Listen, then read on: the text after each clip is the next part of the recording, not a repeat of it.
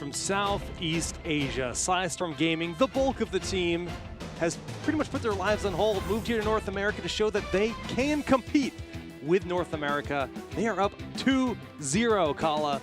Not only can they compete, but they are competing. They are absolutely obliterating right now. No tomorrow. When it comes to these team fights, to me, it just shows that PSISTORM looks so much better in almost every equation. In game number 1, we saw No Tomorrow run a global comp against PSISTORM, and PSISTORM didn't have the global as a response. And we kind of saw like, hey, we're going to out-macro you. We know that you can team fight well. We're not going to give you that variable. Game number 2, we kind of saw a switch in the momentum. They had the opportunity, No Tomorrow, to run the Dahaka, but they didn't do it. So they're like, yeah, you want to team fight us? We'll team fight you.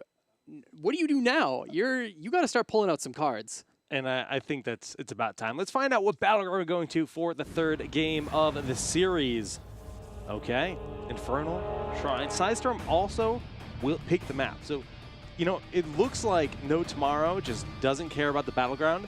I think their win rates on the battlegrounds across the board are like sub 50% anyways. I don't know what their preference is. They just don't seem to care. I believe this is a 0% win rate map. Possibly.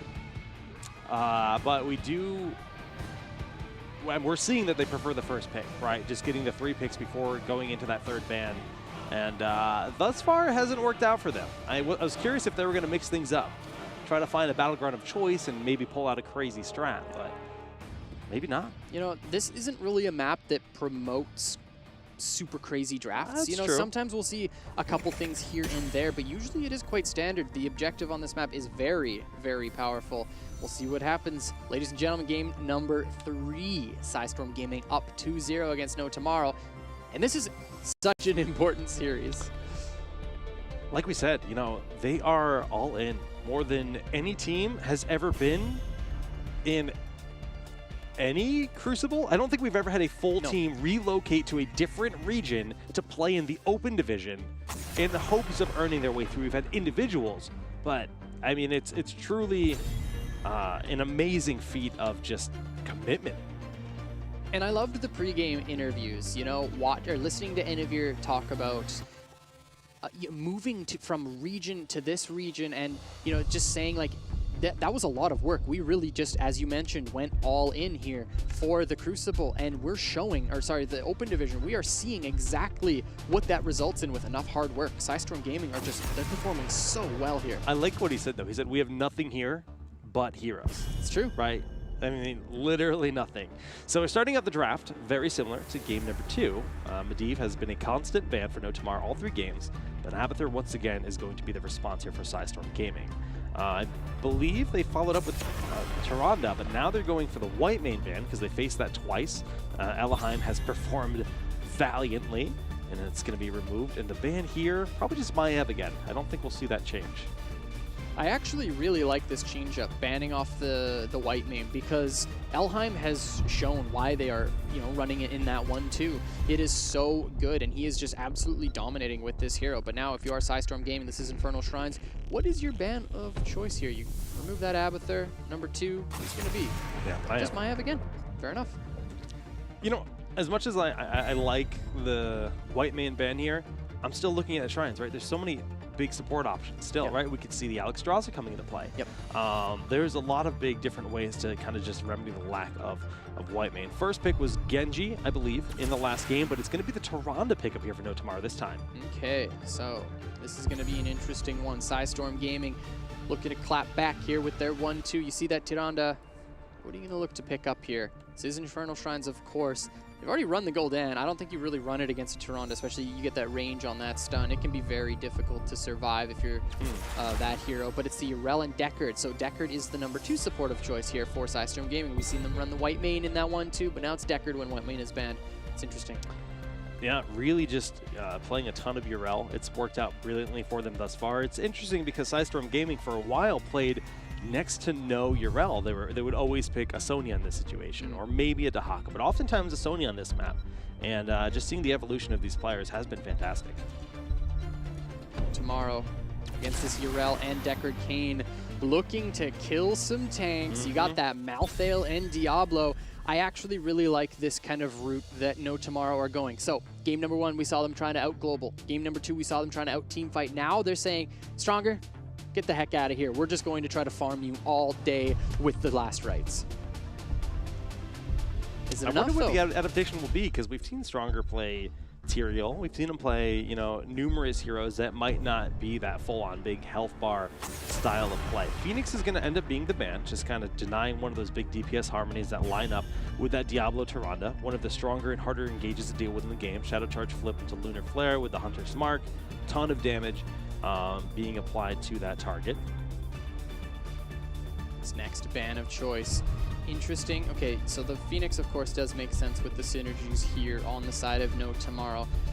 What's it going to be? You know, another... Yeah, okay, so I like this because, like, we're not going to see a mage played by PSISTORM against a Diablo. I just don't think they would do it versus kind of composition. Too vulnerable, and they do play so much of that Grey Mane. Could certainly run something like a Tychus on this map. Super powerful pickup. You know, they might... Yeah... I definitely see that hero coming in here. You know, you've got the Rainer as well, which is a hero that PSISTORM do like to play. We'll see what they end up going up with here. And of course, that would work very well with No Tomorrow's draft as well. But it's the TAS Vala. Okay. And we've seen them do this, and you know, I think they did this in playoffs actually, where we're like, okay, they're committing to the TAS Vala when they could go Rainer or like a lot of different assassins that were available on the table, and it's like, is it going to work out? But it actually looks really strong when they play it. Yeah, I agree. Will this Vala be enough to take down the Diablo is the big question here. Rainer, of course, locked in for No Tomorrow. It's basically the other likely choice, as we mentioned. And this final pickup looking to be the Uther double support for No Tomorrow. We're seeing that NA flare come through. Yep. I was curious when we were going to finally see this today. It's obviously been way more prominent since the Tyrande rework. Naturally, we don't have the Kerrigan and Brightwing rework in this patch in this tournament, and that trend could continue to just be more and more double support in a fun utility way, though. I actually do like to see some of it sprinkled in. But the last pick here, main tank, is it a noob? Is it ETC? Is Johanna? So just a full control style composition. You've got those blinds for the backside. You got the TAS Vala. It's kind of like a 1.5 support versus a double support. Yeah. So it's definitely interesting styles in this game. I like how both of them control the objective quite well.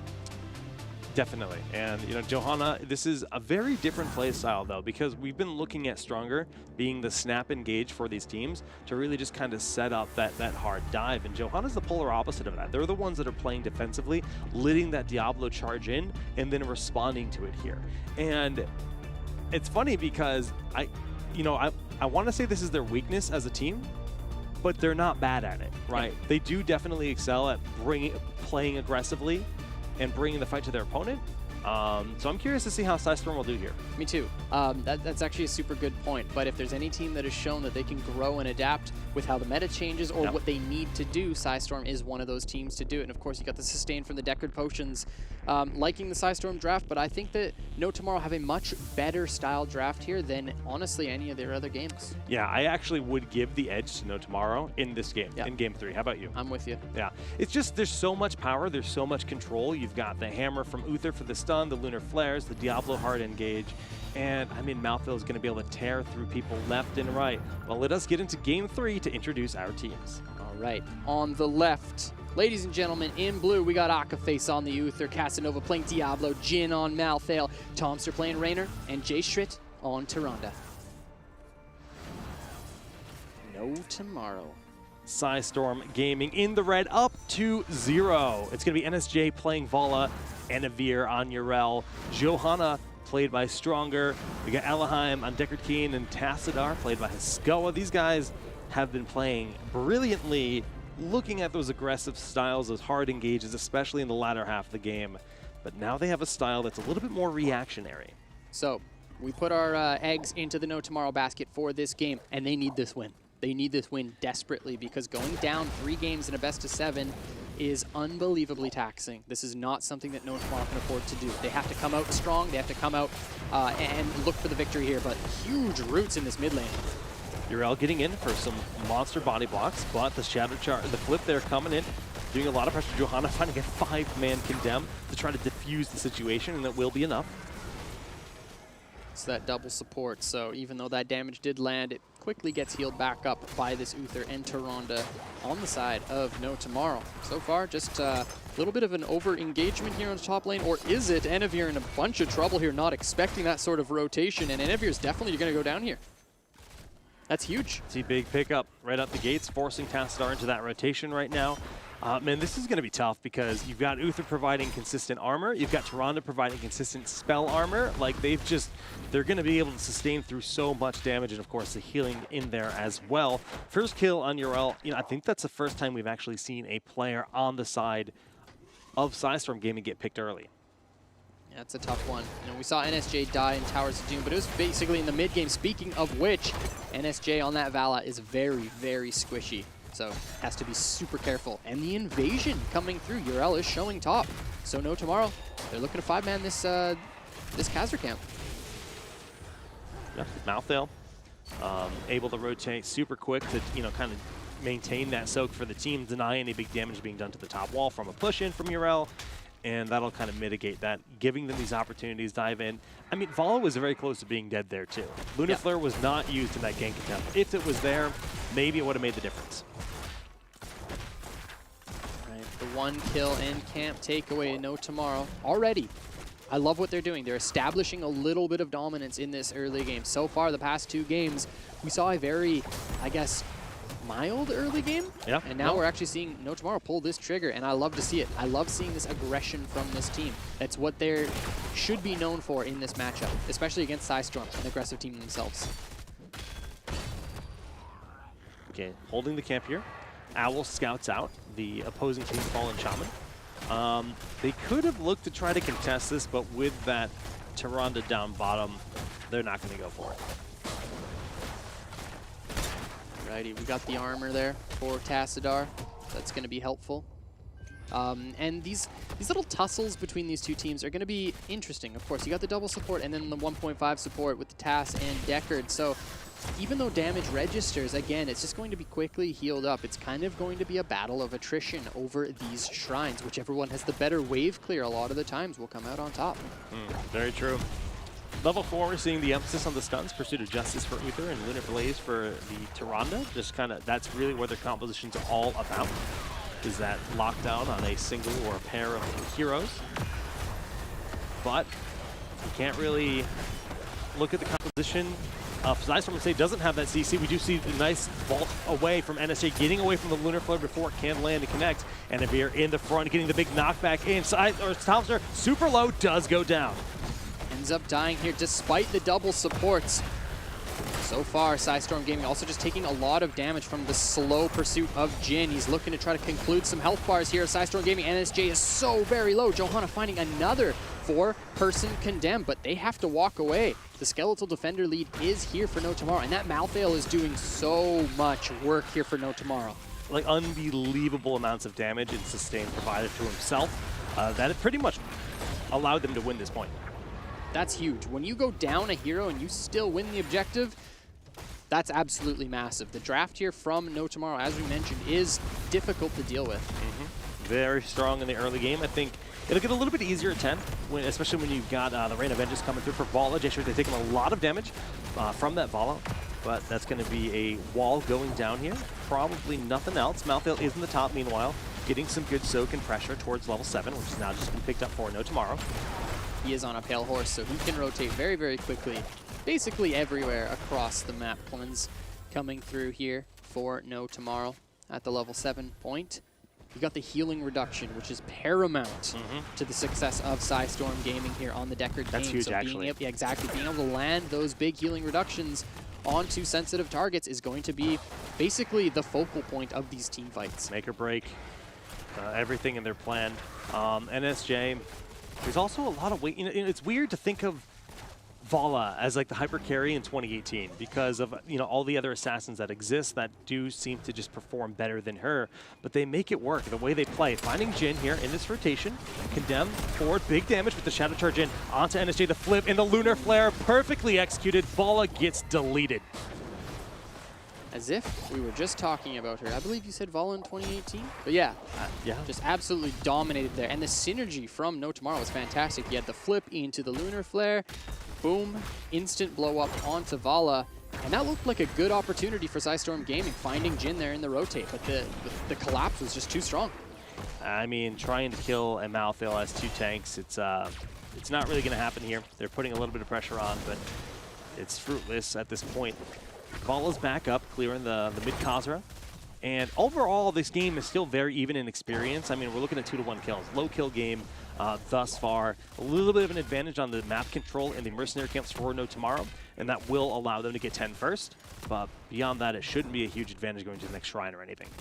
And of course, we were talking about healing reduction spells, so there's one on the side of No Tomorrow as well. You got that Touch of Death, level 7 talent choice for Malthael, so he's going to be looking to get big healing reduction for PSISTORM Gaming. But of course, there's only one real support there for PSISTORM, so I would say a little bit less value than the likes of the Deckard Cain, but we will find out. Khazra pushing in bottom here for No Tomorrow. Level 10's just on the horizon for both of these teams. I want to see the focus be Tyrande, to kill Tyrande, because she doesn't really have any mobility. She, yes, has the Lunar Flare to sustain herself. There's a lot of big stuns that go in there as well. But like Elun's Chosen, if she's able to just pop Elun's Chosen on a Malthael and do damage behind, Malthael is never going to die. It's 8 seconds. True. It's so much additional sustain on top of the fact that she's throwing in constant Qs with spell armor, and Uther is going to be providing armor. If they try to focus Malthael, I don't think it's going to work for them.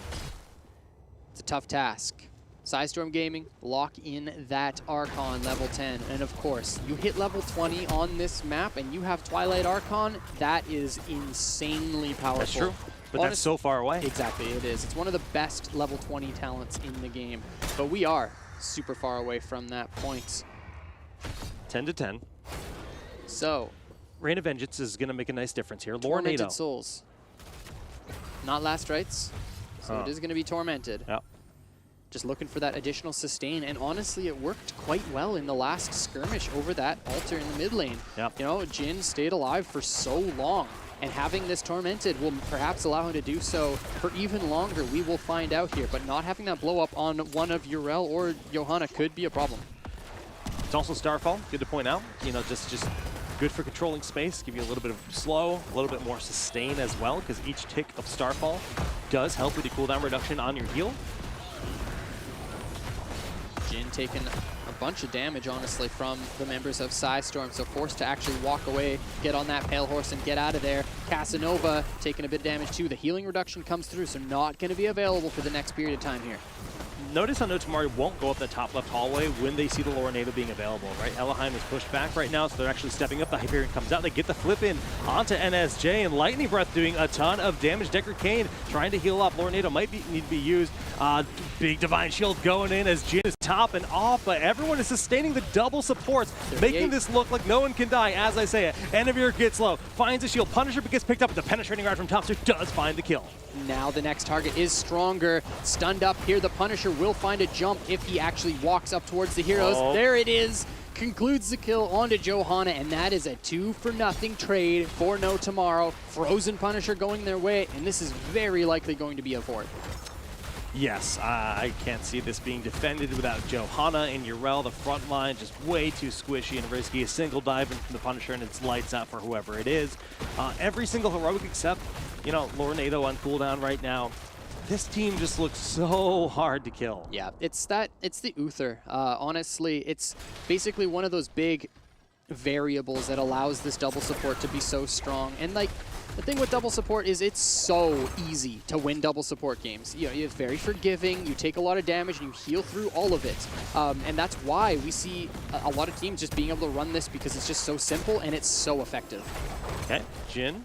You know, it looked like he got hit by a ton of CC, but the damage was totally non-existent because the supports, as we mentioned. NSJ, this is one of the problems with Vala. Among the ranged assassins that she kind of feels similar to, like a Phoenix or even a Rainer, she just has way more mana problems, so she has to go back. Right, another Khazra taken away here for No Tomorrow, and they're just starting to control every little bit of the map. Mid-wave going to be cleared out. Next call is this mid fort for No Tomorrow. You have this 13 talent advantage. I think this is very reasonable to step up and see if you can do something about it. But PSISTORM Gaming are here looking to make a defense. Okay, they clean up the Cosmic Camp, and they clean up the wave, so no damage being done really. Very good hold. 13 about to be picked up. Experience deficit about half level, a little bit more. Tassadar wave clear is just so powerful. So really proving to be effective here. And of course that level 1 talent for his squad has been finished. So it just continues to get better and better when it comes to that wave clear. Nullification chosen. So going to be able to have that onto one of the Raynar, perhaps even the Malthael. We'll have to find out. I think that'll help out a lot, actually, this level 13. And Vala as well, having that gloom. So going to be able to stop the burst damage coming through if perhaps that Lunar Flare does land on top of her. Overall, though, just kind of a safe window where neither team are willing to take a risk. We see just hanging out in the bushes, waiting for any kind of rotation that doesn't end up coming, as both teams now working on their Fallen Shaman. We're going to see the advantage to No Tomorrow once again, using the Owl to scout, one of the best tools that Tyrande has. Just getting the information there, perfectly safe to go grab this neutral camp in the bottom lane and continue to have a one step ahead of their opponent. Hanging on to this Fallen Shaman camp is very wise here. Jin just making sure that they'll have that just extra variable going for themselves. So far, 2 of these Punishers going over to No Tomorrow in this game, and PSISTORM Gaming need to find a fight, a more than 1 kill fight, because we saw even getting a single kill against No Tomorrow is not enough to be able to secure that objective. So PSISTORM got to get really aggressive over this next objective, or No Tomorrow will just continue to pick up forts, continue to snowball their advantage. But at the same time, you know, this game is getting quite late with a lot of structures still up. We were talking about that level 20 power spike for PSISTORM with the Tassadar. But of course, No Tomorrow's level 20 is terrifying too. You know, Uther can come back alive. Like, you can go this spell damage build with Diablo and have the extended length on the or duration on the lightning breath. Like, there's so much that you can do. Malthael comes back alive. It's like you kill members of No Tomorrow and they're still coming back at you. The resurgence meta. Yeah, no, it's definitely a problem, and so is this level 16 that's being picked up by No Tomorrow right now. They definitely have the biggest advantage going into a temple in this game, and they've won both of the shrines thus far, so I don't think this one's going to be contested. Fortunately, on the side of PSISTORM Gaming, their wall is still intact. They do have a slightly better situation for defending than they might have had.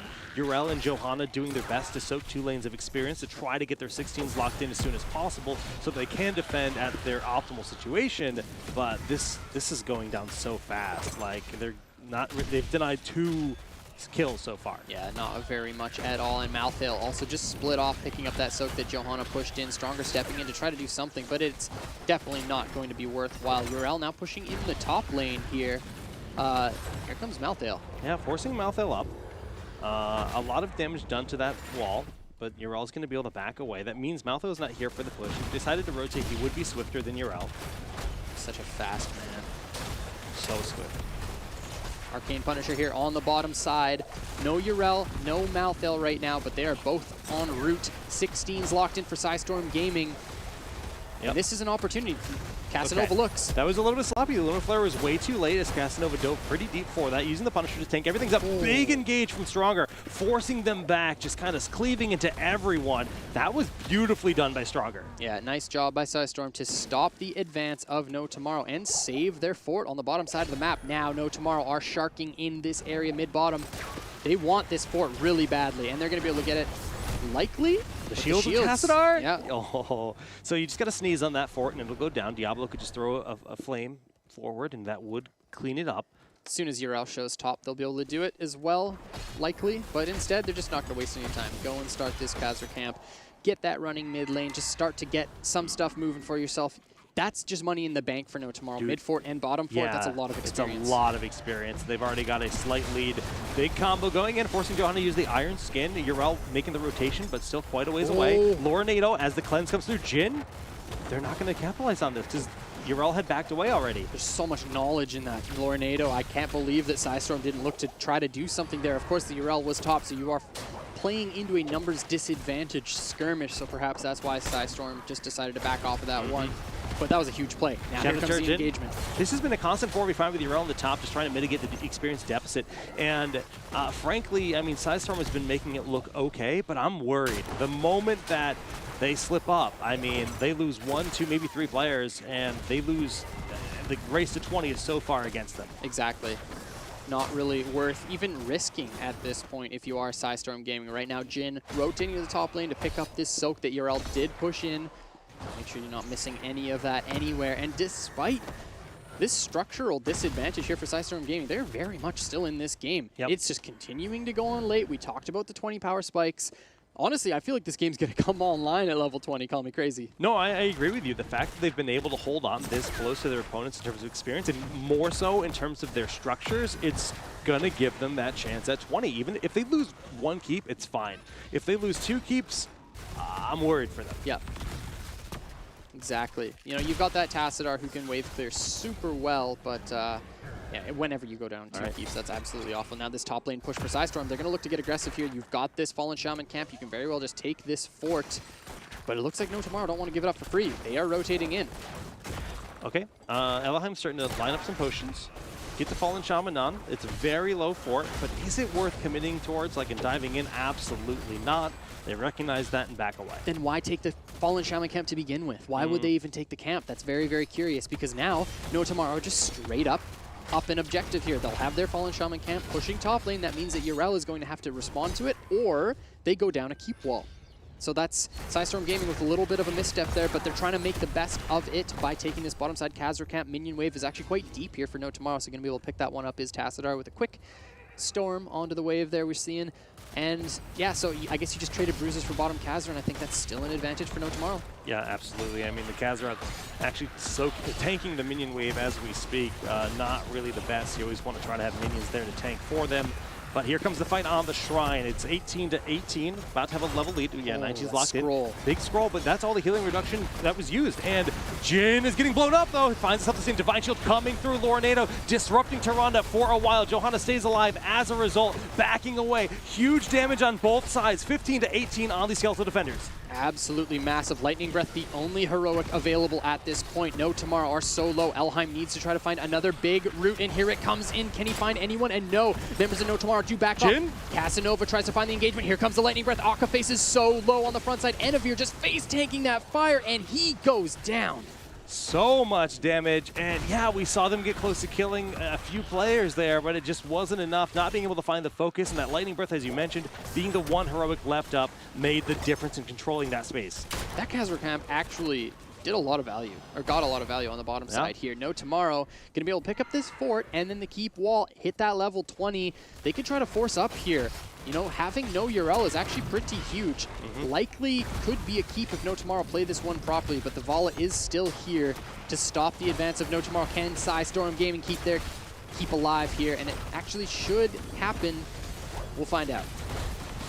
Yeah, like you said, 20-19, a few forts that are low if we can see them stabilize. Lorenado being spent, just kind of slowing them down a small bit. Tassadar shields are good. Johanna flipped in, hit by the boss, has the Iron Skin, re-engaging in, doing a lot of damage, but that was just so greedy to stay like that. Yeah, you know, rotating up to the top side there, condemning people basically out of that scroll of ceiling was huge. And now No Tomorrow with this double support can just continue to push in if they want to. Casanova flirting with the idea, waiting for this minion wave as it is tanking the fountain. And No Tomorrow, they just want to brute force this one with their level 20. Hyperion comes out, 20 advantage is huge. They get the flip onto Enavir, who knocks them back. We do see the healing reduction in as they're diving forward. Urel finding the damage. Divine Shield going to keep Diablo alive for at 70%, but they're falling one after another. It's Tomster and Jay Strete on their own, trying to close it out, but they're going to be unable to do so. Akaface is back, but No Tomorrow with the throw here on core, but that is a 41% core, so that is so much damage dealt. Now No Tomorrow can basically make any of those plays again, and they could try to find a victory here, but PSISTORM Gaming, despite the numbers disadvantage, find that victory. Now the Twilight Archon is available. Twilight Archon's online, 41% left in the core. Malthael and Diablo both using their Resurrects to get back on the map and get things under control. They don't want to allow any kind of lane control back on. With the mid lane being down, that's really not a problem. It's very easy to retain that pushed out. Yeah, it's one of the polar lanes that really provides the problem here. 30-second death timers for No Tomorrow. Of course, the bottom side is the push of choice here for PSISTORM Gaming because the next objective is bottom side. PSISTORM Gaming recognize that. They want to try to push bottom so that they can try to find a win condition here in this game. Malthael's in the base, just trying to push these catapults in, trying to get that threaten some damage there. Stronger on his own really can't clear that effectively. It should be decent, but he's got to be careful. Yeah, definitely does have to be cautious here, but the members of PSISTORM are rotating in. And of course, Malthael has such low core damage, you know, not being able to get those Reaper marks, not being able to really use any abilities, just getting those raw auto attacks from the Spooky Man himself, and they just don't do a lot of damage. Bottom lane, completely opened up. If we can see a Punisher going over to PSISTORM, and you know, you've been saying this all game long. Dark Archon is going to be such a relevant part of their potential to win this game. They've come so close to getting kills. When you have a permanent Archon shredding and slowing members, I mean, suddenly that Malthael is killable. Suddenly that Raynor, everyone is killable at this point. Absolutely agree with you. And of course, you got even more power spikes. You know, you got that far flight quiver for the Evala, being able to auto attack from even further. So NSJ is so much safer in these skirmishes. You know, we're talking about people being able to come back to life. Johanna with that indestructible. You know, not quite the same as the Uther nor the Malthael, but still something worth mentioning. Ladies and gentlemen, this next objective is going to be huge. If PSISTORM Gaming win, they have a win condition opened up bottom side, and they could put themselves at 3-0 in this series. No Tomorrow need to find the fight. They need to find the victory here. Both teams playing chicken with the Fallen Shaman camp. Enevir waits a good 5 seconds longer than his opponent just to try to have the edge. It will be lined up nicely with the minion wave as well, pushing on up. But the Shrine means so much. It's an arcane Shrine, and like you said, could be a win on either side. If the team fight is one-sided, Jhin takes a lot of damage right away. Has infinite armor, though, because of this double support setup. Now here comes the Archon. PSISTORM Gaming are stepping in. Can they find the first objective in this game? Casanova looking for that engage.